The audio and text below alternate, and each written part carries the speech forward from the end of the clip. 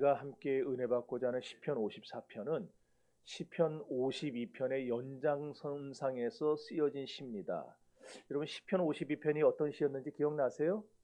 다윗이 사울 왕을 피해서 높당으로 도망친 적이 있었죠.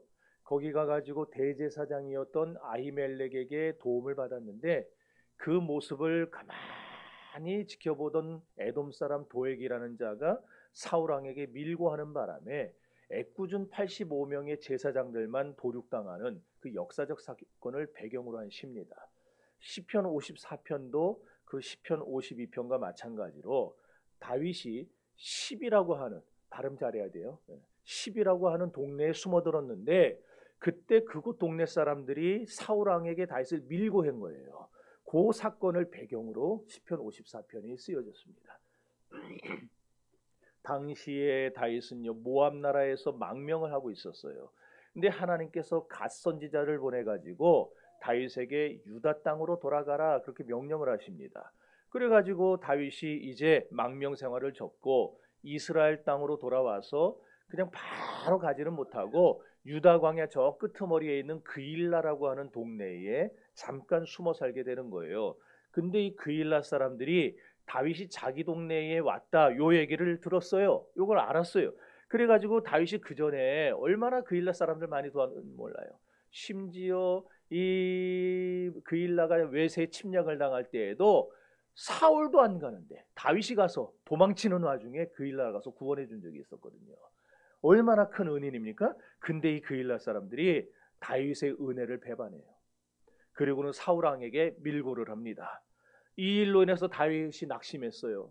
내가 어디로 가야 됩니까? 하나님 앞에 막 울부짖으면서 어쩔 수 이렇게 어떻게 사람이 이럴 수 있습니까? 내가 어디로 가야 됩니까? 막 기도할 때에 하나님이 우림과 둠밈 속에 나타나셔서 다윗을 격려하시는 거예요. 그러면서 너는 10황무지로 가라 그러셨어요. 그래서 다윗이 그일라를 떠나서 10황무지로 급하게 피신하게 된 겁니다. 자, 도망은 갔지만 이 10황무지에 살던 원주민들이 또 있어요. 이 원주민들은 그나마 다행인 것이 다윗 생각엔 다행이라고 생각한 게 자기와 같은 유다 지파였어요. 그러니까 아니 뭐 그일라 사람들은 딴짓한 놈들이니까 날 배반할 수 있어도 10황무지에 사는 사람들은 나와 같은 유다 지파니까 날 배반하겠느냐 그랬는데 웬걸요. 이 10사람들이요. 아히멜렉 대제사장이 다윗을 도와줬다가 제사장 85명이 죽은 걸 알아요. 그래가지고 가뜩이나 지금 사울이 못마땅한 눈으로 유다 지파를 딱 지금 색안경 끼고 돌아보고 있는데 자기들이 만약에 다윗을 도와줬다? 나중에 어떻게 될 것인가 겁이 난 거예요. 그래가지고 다윗을 밀고를 한 겁니다. 아니 한 번만 밀고 해도 진짜 서러울 판에 이 사람들은 한술 더 떴어요. 일제시대 때 친일파 하던 것처럼 쫓아다니면서 내비게이션 역할을 하는 거예요. 다윗이 여기 숨었습니다. 다윗이 저기 숨었습니다. 얼마나 다윗이 원통하겠습니까?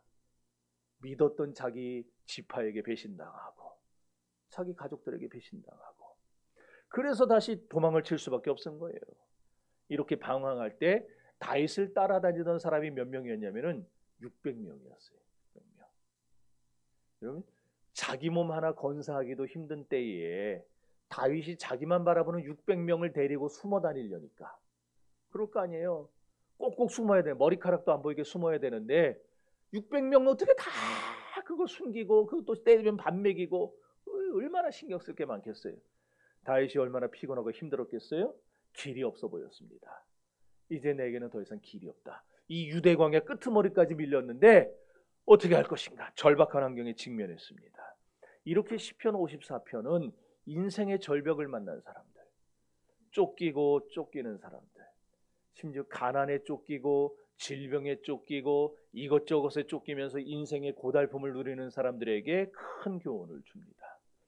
오늘 본문은 다윗처럼 오늘 우리들도 누구나 절박한 환경에 직면할 수 있다는 사실을 보여줍니다. 그렇습니다. 지금 저와 여러분은 누구나 심각한 위기에 직면해 있어요. 전 세계를 강타했던 이 코로나라고 하는, 코로나는 물러갔지만은 그 후폭풍이 지금까지 계속 전 세계를 다 흔들고 있지 않습니까? 우크라이나 전쟁으로 촉발된 글로벌 금융위기, 처음에는 그쪽에만 해당되는 줄 알았는데 이게 우리나라 증시에도 영향을 미치고, 이게 그냥 막 전 세계 그냥 경제에 영향을 미치는 도화선이 돼 버렸어요. 어느 나라를 막론하고 세계 금융 질서가 지금 위기에 빠졌습니다. 그런가 하면 개인적으로도 경제적인 위기를 만나고 실패의 위기를 만나고, 우리 집사님 기도 잘하셨는데 지금 금리가 막 올라가지고 어떻게 할 수가 없어요 지금 이게. 에? 그렇잖아요. 이럴 때에, 질병의 위기를 만났을 때에, 이 절박한 현실의 문제에 부딪혔을 때에 우리가 어떻게 해야 되겠습니까? 세상 사람들은요, 쫓기다가 자살합니다. 쫓기다가 다 자포자기합니다. 그런데 자포자기하는 것은 성경이 말하는 올바른 삶의 방식이 아니에요. 누구나 다윗처럼 쫓길 수 있어요. 누구나 다윗처럼 짓밟힐 수 있어요. 누구나 다윗처럼 고달픈 인생을 한탄하며 살 수가 있습니다. 그렇게 될 때 사람들은 두려워합니다. 이렇게 위기라는 것은 우리를 두렵게 만들어요. 사람을 움츠리게 만들어요. 사람을 낙심하게 만듭니다. 다윗은 이렇게 사느냐 죽느냐는 절박한 위기 상황 속에서 자신에게 배은망덕하며 자기를 밀고 하던 주변 사람들에게 휩싸여 낙심할 수밖에 없는 상황을 만난 거예요. 그러나 오늘 본문은 우리에게 강조해 줍니다. 이렇게 급박한 위기와 절박한 가운데서도 다윗은 어땠느냐? 절대로 낙심하지 않았다라는 거예요. 다 죽을 수밖에 없는 환경 속에서도 다윗은 낙담하지 않았어요. 이게 바로 우리 신앙인들의 태도예요. 여러분을 아무리 위기가 뒤쫓아온다고 해도, 아무리 낙담할 것이 여러분을 쓸러 쑤신다 해도 우리 신앙인들은 낙담하지 말아야 됩니다. 그렇다면 다윗이 어떻게 해서, 어째서 이렇게 절벽 끝, 이 수천 길 낭떠러지 같은 이 절박한 죽음의 위기에 봉착해서도 낙심하지 않을 수 있었는가? 그것은 다윗에게 기도하는 삶이 있었기 때문입니다. 그렇습니다. 기도하는 사람은 낙심하지 않아요. 아니, 기도하는 사람은 낙심과 두려움을 극복해 나갈 수 있는 힘을 하나님께로부터 공급받게 됩니다. 그래서 기도하는 사람은 어떤 경우에도 넘어져도 다시 일어나요. 또 실패해도 다시 일어나고, 실망치 않고 다시 하나님께 찾아 나오게 되는 겁니다.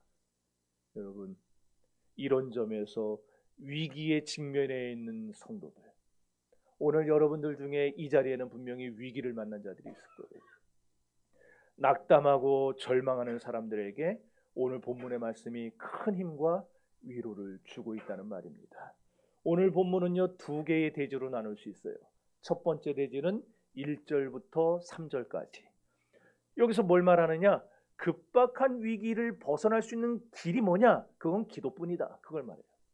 두 번째 대지는 4절로부터 7절까지인데, 여기서는 하나님의 구원과 보호에 대한 믿음을 가져야 된다. 이걸 특별히 강조하고 있습니다. 그러면 1절부터 3절 말씀을 우리가 조금 길지만 다시 한번 다 같이 읽어보겠습니다. 시작.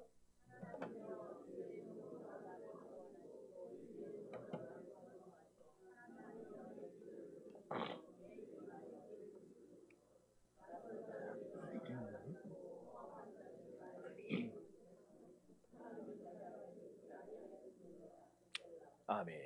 그러니까 1절과 2절은 지금 하나님의 구원을 애타게 기다리면서 기도하는 다윗의 기도를 소개하고 있고, 3절은 자기의 형편을 어떻게 그대로, 숨김없이 그대로 알리는 다윗의 모습을 소개해주고 있어요. 여러분, 여기서 우리가 볼 수 있는 것은 위기에 직면했을 때에 누구든지, 저나 여러분이나 누구든지 다 하나님 앞에 살려달라는 급박한 기도부터 해야 된다는 거예요. 무슨 말이냐? 1절과 2절 보면은요, 아우성 치면서 살려달라 기도하고 있어요. 또 3절은 내가 지금 이렇게 어려움에 빠졌다고 하는 자신의 공경에 대한 고백을 하고 있는 거예요. 사실 논리적으로 한번 생각해 보면 이런 거 아니겠어요? 하나님, 내가 지금 이런저런 이유로 이렇게 저렇게 어려움 당하고 있어요. 그러니 살려주세요. 이렇게 돼야 됩니다. 그러잖아요, 논리적으로 따지면. 근데 다윗은 지금 거꾸로 하고 있는 거예요. 거꾸로. 하나님 앞에 요래요 저래요 설명하기 전에 무조건 하나님 살려주세요! 그런 거예요. 살려주세요. 그런 다음에 하나님 앞에 내가 지금 상황이 이렇습니다. 그러니 살려주세요. 부르짖은 다음에 자기의 당면한 현실을 고백하는 거예요. 그래서 여기서 신앙의 공식 하나가 도출돼요. 어떤 공식이냐 따라합시다. 삶의 우선순위는 기도하는 것이다. 위기 중에는 기도밖에 없다. 그럼 그래요. 우리가 어려움에 직면했을 때에 살려주세요 그렇게 먼저 부르짖어야 됩니다. 체면 따지지 마세요. 하여튼 한국 사람들은 이 체면 문화 때문에 이 체면 허례허식 이런 거 있는 그대로 얘기해요. 먼저 하나님 앞에 살려주세요 한 다음에 제정신 들면 그때 하나님 이래요 저래요 고백하시면 돼요. 지금 죽게 됐는데 내가 지금 이렇고 저렇고 점잔 떨게 생겼어요 지금. 낭떠러지에서 지금 다 줄 하나 붙들고 있는데 누구든지 거기 누구 있으면 살려주세요 그래야지. 아이고 혹시 지나가다 힘 좀 남는 분 있으면 나 좀 구해달라고. 안 되는 거예요. 따라합시다. 살려주세요. 그러면 뭐가 기도냐? 기도는 하나님의 이름을 부르는 게 기도예요. 기도 어려워하죠. 야 이거 아직도 안 지웠네. 내가 누가 지우나 저거를 그냥 일주일 내내 지켜봤는데 아무도 안 지워요. 아무도 안 지워.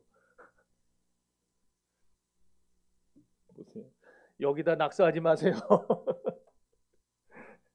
자, 기도는 하나님의 이름을 부르는 거예요. 여기 보세요. 절 보세요. 1절과 2절 다시 읽어봅니다. 시작.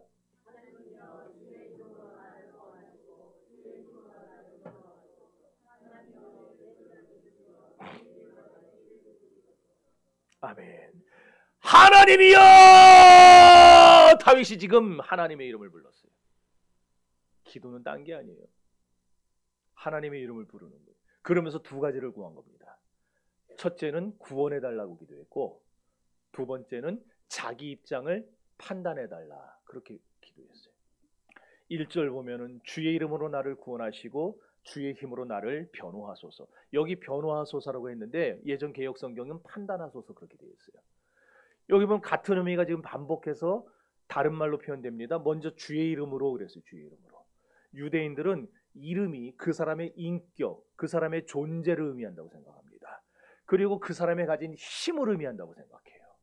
그러니까 다윗은 지금 자신을 구원해달라고 하는데 뭘 가지고 구원해달라?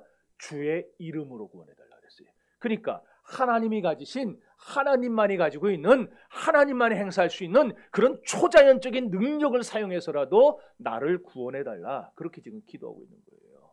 기도는 누가 하느냐? 하나님의 능력을 믿는 사람이라야 기도하러 나옵니다. 가장 어리석은 사람은요 지금 위기에 직면했는데도 기도하러 나오지 않는 사람이에요. 기도하면요 내 삶의 이 내면의 껍질이 하나씩 벗겨집니다. 양파 껍질 벗겨지듯이. 양파 벗기면은요 그 다음에는 안 벗겨질 것 같은데 또 벗겨져요. 그 다음엔 또 안 벗겨질 것 같은데 또 벗겨져요. 그게 우리의 내면이에요. 우리가 죄로 인해 이 하나님 앞에 타락했다가 물론 하나님의 은혜와 구원을 받아서 주의 백성 됐지만은 계속해서 우리의 내면을 벗겨내는 작업을 해야 돼요. 변화가 돼야 돼요. 그러는 과정을 통해 무슨 일이 일어나느냐? 내 영안이 열려요. 여러분 시력 얼마나 됩니까? 여러분 안경 안 쓰시는 분도 눈 좋죠?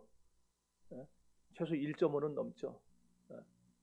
그 시력 그걸 말하는 게 아니에요. 영안이라는 거는 우리의 이 내면의 눈이 열려야 됩니다. 그거는 어떻게 열리느냐?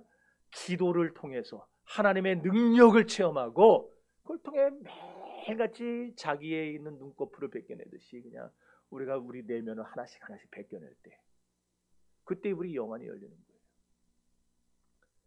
여러분 기도는 나를 변화시키는 힘을 줍니다. 여러분 하나님의 초자연적인 능력이 나를 변화시키면 어떤 사람이 되겠어요? 내가 어떤 사람이 되겠어요? 흔들리지 않아요. 그래요. 기도 열심히 하는 사람, 기도 많이 하는 사람은요 동요하지 않습니다. 흔들리지 않아요. 그냥 바닷물이 흉흉하여 뛰놀지라도 나는 오히려 안연하리로다 그렇게 되는 거예요. 태산이 무너져 흔들릴지라도 나는 끄떡없다 그런 거예요.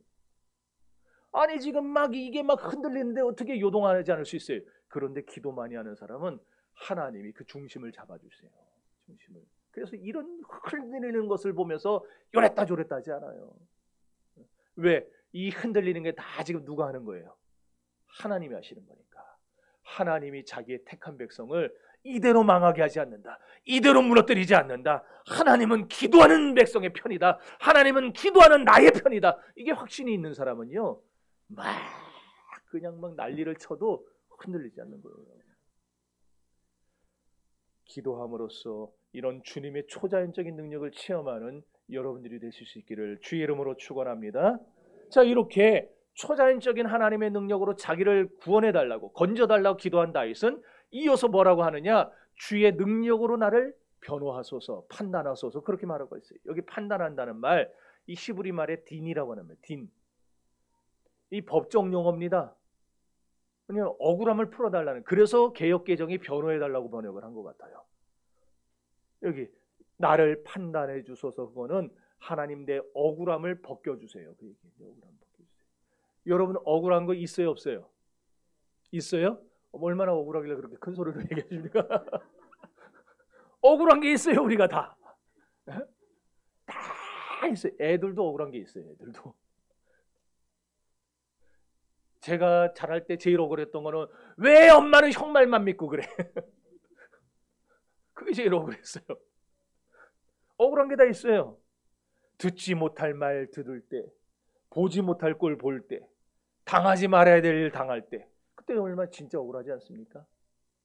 여러분보다 힘 있고 빽 있고 능력 있는 사람이 막 와가지고 여러분 막 들쑤시고 그냥 막 깜보고 우습게 여기고 막 할 때 억울하지 않아요? 어우, 내가 이거 한번 쳤다가 내가 진짜. 그런데요, 결국 기도 많이 하는 사람이 승리하게 되어 있어요. 여러분의 가슴 속에 들어있는 그 억울함, 그 하나님 앞에 나가서 해결해 달라고 기도하시기를 바랍니다. 2절 봅시다. 시작.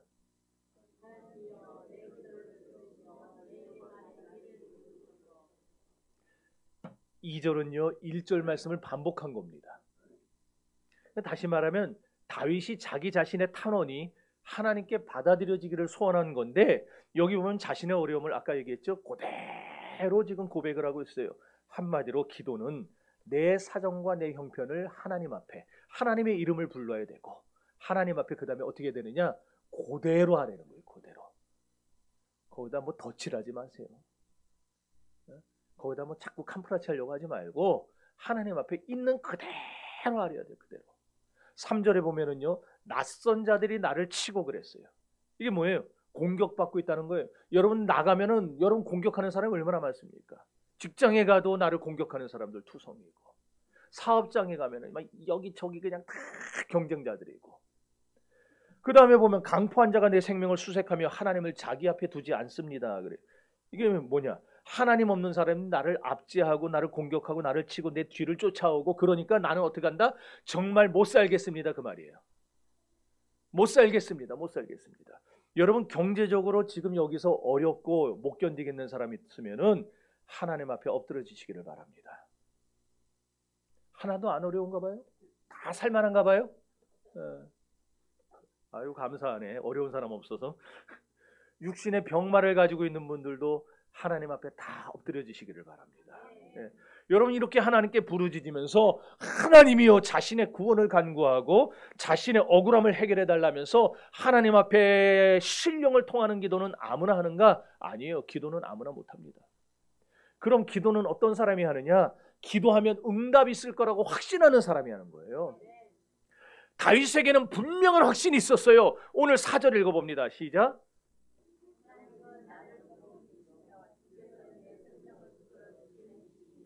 아멘. 그 확신이 뭐예요? 다윗에게 있는 확신이 뭐예요? 하나님은 나를 돕는 이시며 하나님이 날 돕는다는 확신이에요. 여러분 이 확신이 있어야 돼요. 목회자들도, 우리 목회자들도 내 목회를 하나님께서 붙들어 주신다는, 하나님이 일으켜 주실 거야라는 확신이 있으니까 목회를 하는 거예요. 이 확신이 약해지면요 못합니다. 목회 관두고 싶고, 진짜 내가 뜯어 말리고 싶은 게 목회예요. 목사 된다고 하는 사람들 뜯어 말리고 싶은 게. 하지 마라. 여러분 목회 쉽지 않습니다. 2020년 국토교통부가 발표한 주거 실태 조사라는 게 있어요. 우리 이제 한 번씩 인구 총조사라는 걸 하고 또 국토교통부에서 주거 실태, 그러니까 우리나라 사람들이 자기 집을 얼마나 갖고 있느냐, 그 다음에 전세는 얼마고 월세는 얼마고 뭐 이런 거 있어요. 홈리스는 몇 명이고, 이거를 그냥 각 동마다 다 조사하는 거예요. 근데 서울의 자가보급률이 뭔지 아시죠? 자기 집 있는 사람. 서울에서 자기 집 있는 사람이 42%였어요. 그런데 우리 금천구는 서울의 평균도 못 미쳤어요. 35%. 그러니까 금천구는 35%가 자기 집이고 65%는 다 전세나 월세예요. 분당의 자가보급률이 몇 프로인지 아세요? 분당. 천국 아래, 천당 아래 분당이래잖아요. 분당의 자가보급률이 95%입니다. 그러니까 산술적으로만 따져도요, 독산동에서 목회하는 게 분당에서 목회하는 거 3배 이상 힘든 거예요. 왜? 계속 왔다가 떠나고 왔다가 떠나고 왔다가 떠나고 계속 그러니까. 그렇게 힘들어요. 분당은요, 건물만 지어놓고 있으면 사람이 온답니다. 세상에 제가 어떤 목사님은 원고를 들고서는 이거 보면서 설교를 해요. 그런데도 모여요. 그런데도 모여. 저는 안 보고 하는데. 제가 아는 목사님이 파주 운정신도시라고 있어요. 파주에. 거기 운정신도시가 세워지기 전에 이분이 영끌을 해가지고 자기 집을 산 게 아니고 교회를 건축했어요.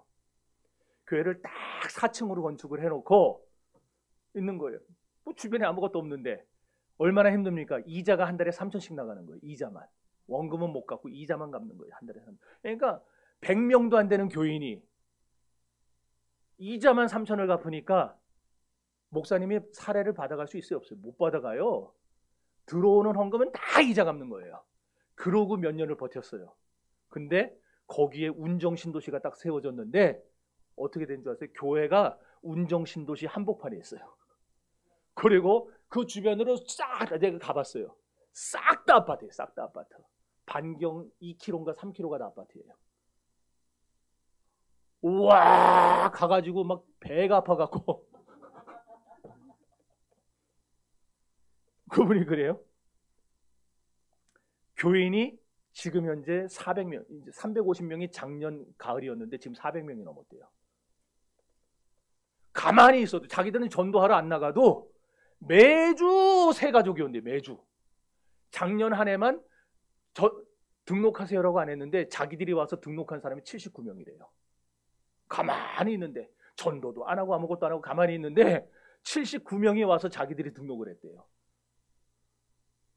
제가 벌어진 입을 다무는데 40분이 걸렸어요. 그 얘기 들으면서. 나도 신도시로 가야 되나. 그런데 독산동은 어때요? 독산동은 자꾸 떠나요. 교회의 허리가 30, 40대 아니에요? 교회에서 제일 헌신 많이 하고 헌금 많이 하는 데가 50대예요. 그런데 30, 40대가 교회 근처에 아무도 안 살아요. 우리. 다 살기 좋은 곳으로, 환경 좋은 곳으로. 내가 그거 나쁘다는 건 아니고 나도 가고 싶은데 뭐. 다 떠났어요. 그래서 독산동 먹기가 힘든 거예요. 자꾸 나가고 여기는 자꾸 외국인만 들어오고 지금. 그래도 진짜 놀라운 게 뭔지 아세요? 이렇게 목회하기 힘든 동네인데 우리 교회는 꾸준하게 부흥하고 있다는 거예요. 매년 예배드리는 인원이 계속 늘어요. 지금은요, 여러분 주변에 보세요. 대형 교회만 늘지 우리 같은 소형 교회들은 다 교인이 줄어들어요. 그리고 사람이 없다 그러고 교회 문을 닫는다 그러고. 코로나 때 10,000교회가 문 닫았다 그랬죠? 코로나 이후에 지금 그 숫자가 임박하고 있어요. 그에 맞먹는 숫자가 지금 교회 문을 닫고 있어요. 코로나 이후에. 왜? 코로나 때 사람들이 교회 안 나오고 방송으로 예배드리는 맛을 본 거예요. 유튜브로 예배드리는 맛을. 그러니까 그 다음에도 교회를 안 나가고 계속 유튜브로 자기 입맛에 맞는 교회들 찾아다니면서 예배를 드려요. 그러니까 교회들이 소형 교회들이 못 버티고 다 문을 닫고 있어요. 지금. 이렇게 여건이 좋지 않아도 포기하지 않고 확신을 가지면은 기도하는 거예요. 그럴 때 뭐가 나타나느냐? 맞다고 그러는 거예요. 하나님 지금 하나님이 맞다고 지금. 그럴 때 확신 갖고 기도할 때 뭐가 나타나느냐? 하나님의 역사가 나타납니다. 그 확신이 있으니까 목회하는 거예요. 네? 그 확신 없으면 저도 나가서 버스 운전합니다. 내가 버스 운전하면 더 많이 받지 내가. 안 그렇겠어요? 따라합시다. 하나님은 나를 돕는 자시라. 이 말은 히브리 사람들이 사용하는 문장으로 바꾸면 이런 거예요. 보라, 하나님이 여기 계시다 이 말이에요. 그분은 누구냐? 나를 돕는 자시다. 그러니까 이스라엘 사람들이 보라 또는 볼지어다 이런 감탄사를 앞에 내세우는 이유는 뭐냐? 자기들의 신앙에 분명한 확신이 있습니다. 분명한 비전이 있습니다. 나는 이렇게 하나님을 바라보고 삽니다. 이런 것을 지금 나타내주고 있는 거예요. 그러니 오늘 저와 여러분도 보라, 하나님이 여기 계시다. 그분은 나를 돕는 자시다. 이런 신앙의 확신을 놓치지 마시기를 바랍니다. 여러분의 직장에 가서도, 여러분의 사업장에 가서도 힘들고 어려울 때도 여러분 매일 아침 한 번씩 외치세요. 남들이 저 미친놈 아니야 그럴 수 있으니까 속으로 해도 되고 조용하게 해도 돼요. 보라, 하나님이 여기 계신다. 하나님이 나를 도와주신다. 그 믿음이 여러분을 더 강하게 만들고 여러분을 도와주실 겁니다. 그래서 제가 앞으로 우리 교회의 예배의 포커스를 더 역동적으로 만들려고 해요. 더 역동적으로. 우리 예배가 더 뜨거워지고 우리 예배가 더 은혜로워지면은요, 성도들이 안 떠나요. 안 떠나. 이사를 가도, 이사 가가지고 멀리 이사 가가지고 근처 교회 막 좋은 교회 돌아다녀 봐도 시덥잖아 가지고 아유 그냥 우리 교회가 제일 낫다. 황 목사 설교가 제일 낫다. 이래갖고 다시 와오게 돼 있어요. 따라합시다. 하나님이 여기 계신다. 그러니까 하나님은요, 내가 지금 고통받고 있는 여기 이 자리에 계신 거예요. 이 현장에 계세요.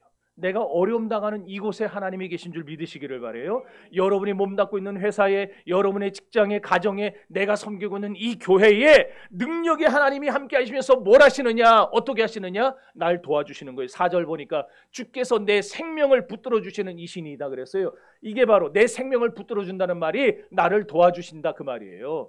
다윗에게는 다윗을 도와주기 위해서 목숨 걸고 쫓아다니던 충성스러운 부하들이 있었어요. 하나님이 그들 속에 계시면서 그들의 마음에 용기를 줬어요. 그들의 마음에 힘을 줘가면서 다윗이 위기에 직면할 때마다 다윗을 감싸서 보호하도록 그들을 충동하신 거예요. 누가 여러분을 도울지는 몰라요. 그러나 전혀 뜻밖의 사람이 어느 날 갑자기 여러분에게 도움의 손길을 내민다면 그건 절대 우연이 아닙니다. 하나님의 손길이 그 사람의 마음을 움직였기 때문입니다. 그러니 걱정 근심하지 마시기를 바라요. 다 죽게 생겼다고 하지 마세요. 하나님은 내 주변의 사람들 가운데 함께 하시면서 그들을 통해서 나를 도와주실 수 있는 거예요. 그 사람이 사장님일 수도 있어요. 그 사람이 동네 유지일 수도 있고, 그 사람이 내 친구일 수도 있고, 그 사람이 내 가정식구일 수도 있어요. 다만 여러분은 지금 하나님이 여러분의 든든한 백이 되셨다는 사실을 기억하시기를 바랍니다. 그러면 다윗은 어떻게 그런 확신을 가질 수 있었는가? 하나님의 성실하심에 대한 믿음 때문이었어요.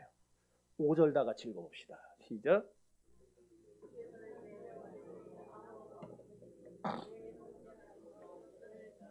아멘. 여러분, 성실, 다른 말로 신실인데 성실이 뭐예요? 신실이 뭐예요? 제가 아는 분 중에 김신실 집사님이 있고 조성실 장로님이 있어요. 이름 잘 지어야 돼요. 너무 좋게 이름이. 안 변해. 사람들이 1년 전에 만났을 때나 지금 만났을 때나 10년 전에 봤을 때나 똑같아요. 조성실 장로님은 장로 선거 3번 떨어졌어요. 보통 사람 같으면 쪽팔리다 교회 나갑니다. 안 그래요? 한 번 떨어져도 창피하다고 나갈 판인데 3번 떨어졌어요. 근데도요, 끝까지 자기 자리 지키면서 묵묵하게 봉사해요. 결국 4번째 장로가 됐어요. 4번째 장로가 돼가지고 교회 잘 섬기고 은퇴하실 때까지 교회에서 제일 힘든 일 도맡아 해가면서 그러면서 장로 역할을 다 마치셨어요. 이름 잘 지어야 돼요. 내가 셋째를 낳으면 나도 황성실이라고 짓고 싶은데 셋째를 낳을 기억이 없어서. 성실은요 변하지 않는 겁니다. 변하지 않는 거. 사람들은 부도 내고 도망치지만 하나님은 한 번도 부도 낸 적이 없어요. 왜? 왜 하나님 부도 안 내실까요? 하나님은 성실하시니까. 성실하신 주님이 뭘 하셨느냐? 한 번 해주겠다 약속하신 건 다 지키세요. 그래서 성실하신 거예요. 그래서 성실하신 거예요. 그 주님이 말씀하셨습니다. 구하라 주실 것이요, 찾으라 찾을 것이요, 문을 두드리라 그러면 열릴 것이라 우리에게 약속해 주셨어요. 그러니 2024년도에 이렇게 성실하신 하나님, 신실하신 하나님을 굳게 붙잡고 구하는 모든 것을 응답받는 여러분이 되실 수 있기를 주의 이름으로 축원합니다. 주님 보좌 앞에 나가 참된 안식과 기쁨 나누리겠네. 경배하며 주의 얼굴 구할 때 진실하신 주님 찬양해. 신실하신 하나님, 신실하신 주, 나의 주 하나님은 신실하신 주님. 기도 들으시는 하나님, 폭풍 속에 내 등불 내 노래시라. 주의 날개 아래서 내 맘 쉬리니 신실하신 주를 찬양해. 신실하신 하나님, 신실하신 주,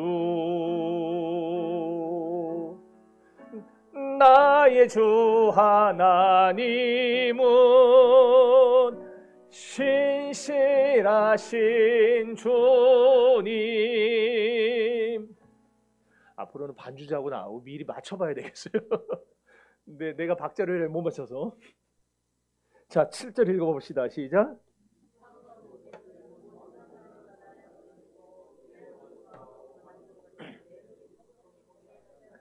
자, 하나님께 매달려가지고 성실하신 하나님을 믿고 기도하고 나니까 뭘 목도해요? 내가 뭘 똑똑히 봤다 그래요 지금? 하나님이 나를 환난에서 건지시는 걸 봤고 또 하나 뭘 봐요? 원수들이 망하게 하는 걸 봤다는 거예요.